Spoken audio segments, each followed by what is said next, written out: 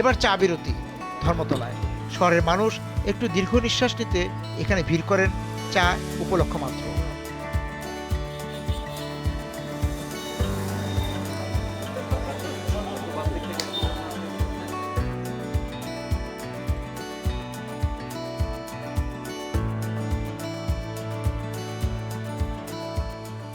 আপনি এই চার দোকানটা খুললেন কেন? মানে পড়াশোনার এখন চাকরির সুযোগটা অনেকই কম, তো সেই থেকেই যে পড়াশোনার পাশাপাশি চাকরির পিছনে চিনি খায় না, অনেকেই ছুটছে। চিনি খায় না, চিনি খায় না। ও চিনি পাতা। হ্যাঁ, তো সেই ভাবনা থেকেই করা। আর এখানে যে মানে সাধারণত আড্ডা দিতে কারা আসেন এখানে? এখানে সব রকম মানুষই আসে, ফ্যামিলি আসে, বন্ধু বান্ধব আসে। শহরেও তো এই আড্ডাটা নাই, তাই না? হ্যাঁ, শহরে আছে, কিন্তু এখানকার পরিবেশটা একটু অন্যরকম। যেহেতু গাড়ি পার্কিংয়ের স্পেস আছে, আচ্ছা, ব্যাক সাইড, তো সবাই আর কি পছন্দ করে নিরিবিলি পরিবেশ, এই জন্য আর কি। কতক্ষণ চলে এই আড্ডা? 11টা, 11টা। দিনগুলো 12টা। আচ্ছা, মানে বিকেল থেকে।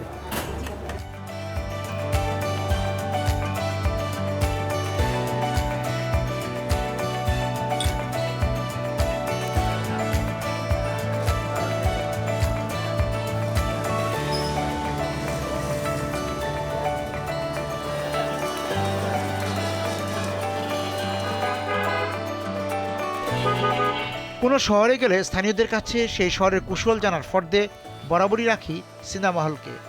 এখন তো রাখতেই হয়, একের পর এক সিনেমা হল বন্ধ হচ্ছে, ভাঙ্গা হচ্ছে, অজুহাত দর্শক নেই।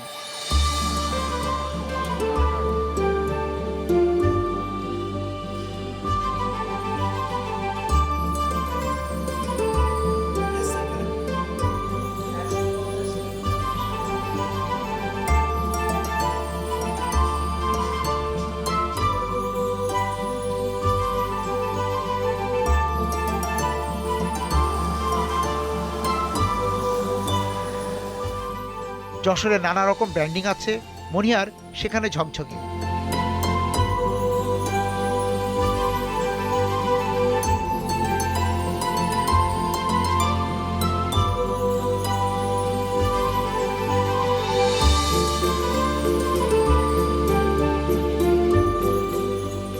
তাদের পর্দায়ও চোখ রাখলাম কিছুক্ষণ। ভালো লাগলো শুনে হল মালিকরা এখনও বিশ্বাস করেন প্রযুক্তির দাপটের মাঝেও বড় পর্দার দর্শক কমেনি, কমেছে নায়ক নায়িকা এবং অবশ্যই গল্প।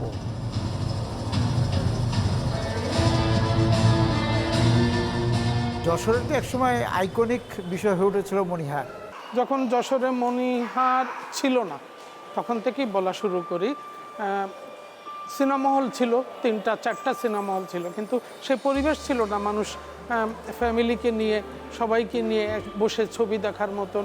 আমরা যখন মনিহার থেকে আমার আব্বা এটা তৈরি করে, উনি যখন করেন সেইভাবে পরিবেশ এবং সবাইকে নিয়ে দেখার মতো করেই এই জিনিসটাকে তৈরি করে, মানুষ যাতে ভালোভাবে বসে ছবি দেখতে পারে, ভালো ছবি দেখতে পারে, সেই দিকে যাওয়া। এখন আমরা নতুন সংযোজনে আসছি, যেমন সিনেপ্লেক্সে আসছি, সব ধরনের পরিবেশ দিয়েই আবার নতুন করে চালু করার মানে চেষ্টা। দর্শক আছে সিনেমা, সবাই বলছে যে দর্শকরা হল থেকে মুখ ফিরিয়ে নিয়েছে, না, না, না। সিনেপ্লেক্সে যাচ্ছে কিন্তু সাধারণ হলে যাচ্ছে না। না না, আমাদের মতে ওটা না। আমাদের মতে এখনও সব দর্শকই আছে। আপনি যদি সত্যিকারে ভালো কন্টেন্ট দেন, আপনি নিজে দাঁড়ায় দেখতে পাবেন যে আসলেই দর্শক এখনও আছে। মানে আপনাদের এখানে তো হলের বিভিন্ন শ্রেণী থাকে, তাই না? জি, জি। স্টল, রিয়েল স্টল এবং ড্রেস সার্কেল।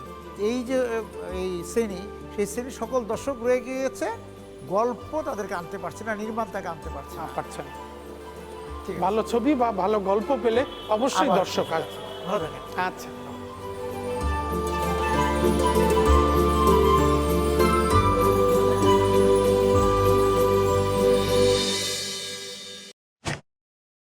আইডিএলসির 40 বছর পূর্তি উপলক্ষে আইডিএলসি পরিবারের প্রতি আমার শুভকামনা রইল এবং আমি প্রতিষ্ঠানটির আরও উত্তরোত্তর সমৃদ্ধি কামনা করি।